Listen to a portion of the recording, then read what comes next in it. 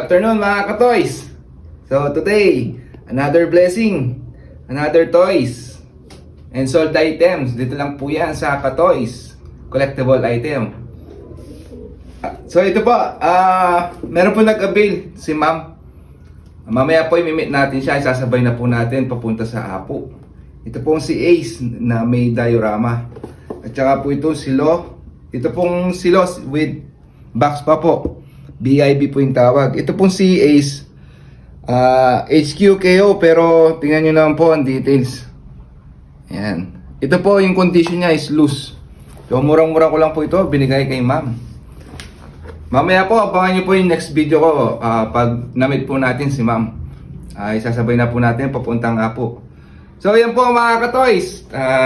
Kung may gusto po kayong laruan o interested po kayo sa aking mga koleksyon, DM lang po kayo, DM.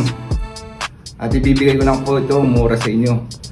So wag niyo na rin pong kalimutan i-follow, i-like, i-share ang ating page. Mark J. Luna Venture and ka-toys. So maraming salamat po pala sa suporta at tiwala po ni ma'am dito po sa pag-avail kay Ace at saka kay Lo.